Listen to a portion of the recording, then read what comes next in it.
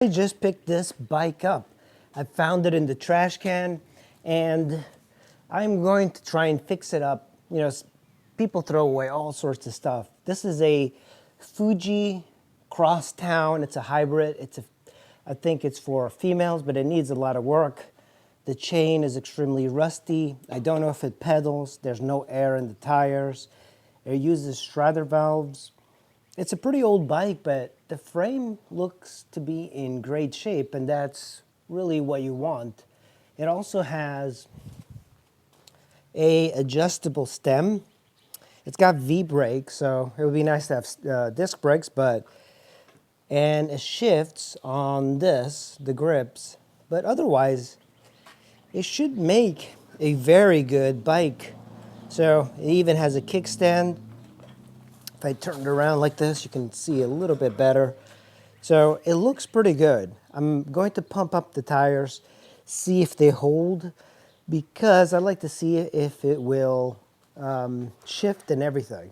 The bike only has about 2 inches of front suspension. You can see the gaiters are kind of coming off. I don't know the status of the forks, but this is a hybrid, so it doesn't need that much suspension. It should make riding a lot more comfortable on a pavement. I have a friend of mine that I'm going to give this bike to. It's good that it's got front suspension. It also has suspension seat post, so that makes it a little bit more comfortable. This is all rusted out. I'm going to have to see if I can get it out. The cables seem to be in good shape, so at least we're good with that. This one's got a cargo rack, 3 rings in the front, 7 in the rear.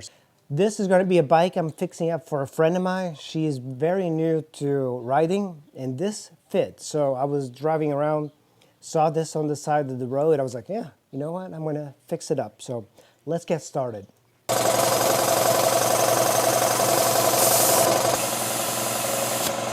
Rear is completely dead. The front one is holding air.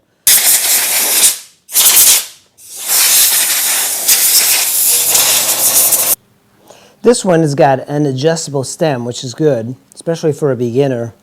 So if I undo this, and I might remove all of this because I want to be able to grease all of this.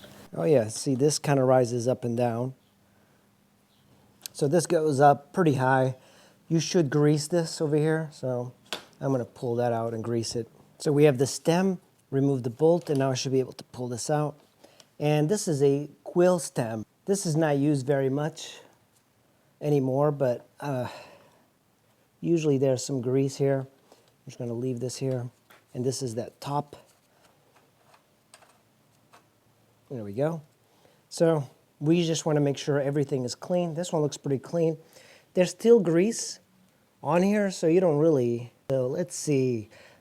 It looks pretty good. It doesn't seem like there's a lot of debris, and it's still greased up. But I'm just going to take some grease, and I'm just going to try to squeeze it all in here. Put grease here so it holds it in place. And at the very bottom, you don't have to completely remove it. There's another bearing system. So right underneath, you're also going to have to grease this. So just pull up the fork and the stem, and there's this other bit here. You can pull it out if you want, but I'm just going to grease it this way. A lot of times when you buy these bikes, they do not come with a lot of grease, standard from a factory. So I like to kind of clean it. And now I'm just going to push the right in there. So now, top part, bottom part have been greased.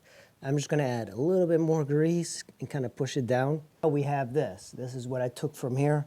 And the way it works is that you put this first. It's the threaded one. And this is going to sandwich the stem in here. So if you want to turn this, this should be nice and smooth. And the washer, there's a little tab on here. The tab means that it has to line up perfectly because this is like a lock. and then you put this on top. Top bolt, top nut is put on. And now I'm just going to take the handlebar and I'm going to slide it back on here. Nice and smooth. Yeah, 6mm, and it goes right in here. Remember, you can't go too high because you also have to adjust the cables, but this seems to be fine. It really depends what the rider wants. I don't think this is routed properly, so I'm going to remove this cable here. Luckily, the front tire is holding air, so at least that tube is good, but I'm still going to replace them. Cable are a little bit bundled up, so I should probably replace these as well. So I'm going to pull out this cable. We need new brake pads, so I'm going to remove this. We also need brake cables, and I'm assuming all cables for the bike are going to be required too. Everything is just so tight because it hasn't been used.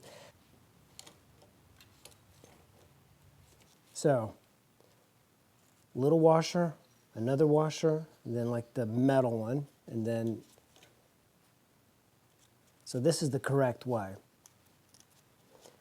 I'm pretty sure I'm going to get a new one when I buy another one, but this is almost down to the actual surface. So you also have to replace the housing, this plastic bit, because the cable is welded inside. There's like corrosion and stuff, and the seat post is stuck on.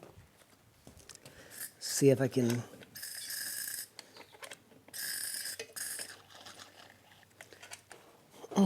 Jesus. This is the seat post clamp, and it is absolutely rusted out, so I want to see if I can just get the bolt out. There we go. Well, it's kind of cool that this one comes with a suspension seat post, so some people might appreciate it. Definitely good for everyday riding. These brakes are completely all rusted out. They're just stuck in here. We have to replace everything.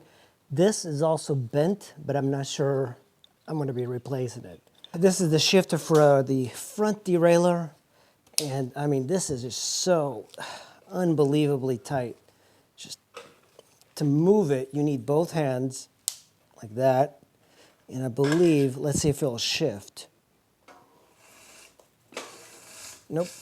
To change the grip type of shifters, we're going to have to do a couple of things. We need space, so we're going to undo this brake lever, and there's I believe it's a 6mm or 4mm, and we're just going to slide this out.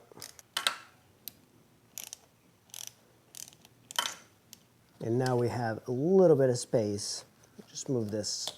This is the rear derailleur cable, and I'm going to undo it. I put the shifters also in the highest gear, which is 7 on the shifter index.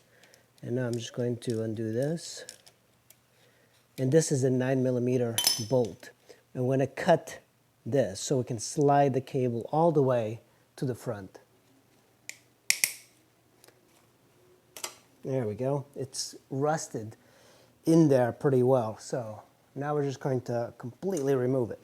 Keep in mind how the cable goes through. There's at the bottom bracket here, there's a guide, and there's also this bit of housing.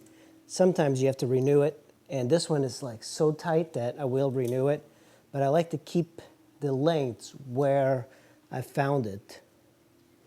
So I'm just going to put it right back. So here's that cable, and we're almost at the front. Just kind of keep in mind the way it goes around, because we're going to cut chunks of it. So now at this point, we're at the base. This twists around this. Now I can like do this. We want to put it on 7 or the highest gear for you. And sometimes it's stuck, but it should come out. So on the other side, there's a hole right over here. And if this was in good condition, you should be able to kind of get it out much easier. There we go. Just took a little bit of time to get the cable to really go around the grip, but there we go. Now, you should be able to see me pulling it completely out. Jeez, it is so stuck on. We're gonna have to oil the hell out of this. It's just completely rusted out. Jesus. WD-40, look at this. This is part of the cable. The strands were coming out. No wonder it was binding.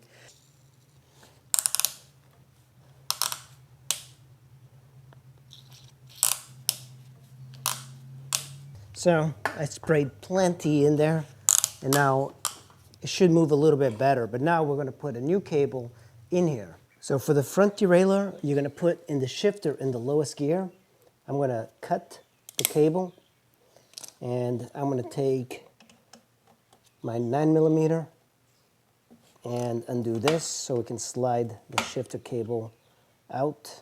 This onto the first gear. And now we have to remove the cable. So I'm pulling the housing out, and now I'm here. If you want, since we're not going to use this again, you can cut it. So now I should be able to slide the cable in, and the cable is going to be moving up. The handlebars have the wire kind of sticking out. I'm not going to cut it because I want to be able to measure the cable, a new cable. Here we go. One thing that happens on the other side, the cable is just kind of popping out, but it gets stuck in the grip. There we go. This one's a lot easier. And here comes the cable. So both the shifter cables, the brake cables are out. I'm going to order new ones, and they'll be here shortly. We have gotten some parts, and we are going to be mounting it on the bike. So what we have here is a inner tube. So I bought this all from Amazon. I think total was like $20. 8 bike, brake, and shift cables made in China. The shift cables, you can tell by the end of the shift cables. It's a cylinder. This one, it's a cylinder, but it's sideways, and it's much larger. So that's how you can really tell the difference. The cable gauge for the brakes are a little bit heavier than the derailleurs. I'm just going to use some silicone lubricant. Here's the two halves, and we have the cable here. So this is one way of cutting cables, but it's not perfect. So when you cut these cables, you have this other end. You just kind of slide it. That way it looks a lot neater. And then you take your cable.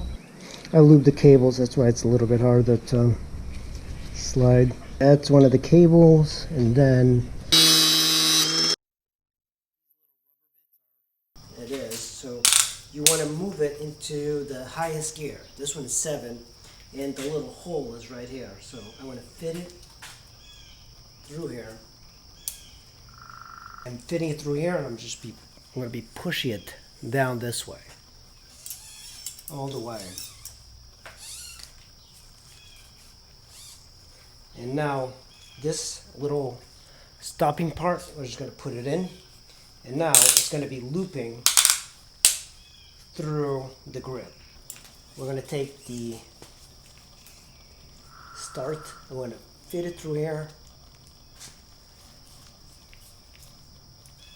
and bring it out through the other side. Use it for these things. So, we're going to loop it underneath the frame. There's actually a guide here. It's from another bike, but you see how it bends? I'm going to try and use this one. Since we don't need this much cable, I'm just going to cut a little bit, but still have a little bit left over. Cable, we don't need that much, but I'm also not going to cut too much off of it. Plenty of slack. The shifter in there, I'm going to move the brake lever in, and then I'm going to tighten it. This is more of a personal preference for riders. Shifting works. The wheel. I'm going to lube up this chain, replace the chain, but for right now I just want to be able to turn it around and work on the bike. Alright, so that's much better to work on the bike without having to struggle with the wheels off. So I'm going to remove this brake pad. Might as well do these as well.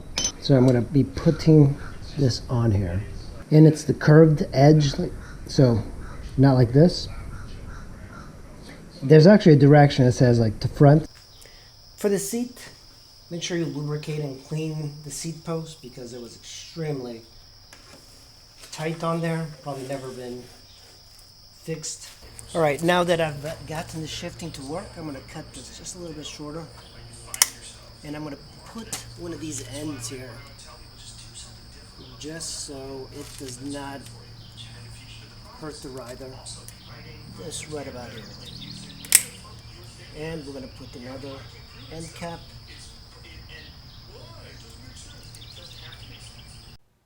And the bike is done, the Fuji Crosstown. I can't believe that I found this thing out in the trash, and it's a perfectly good bike.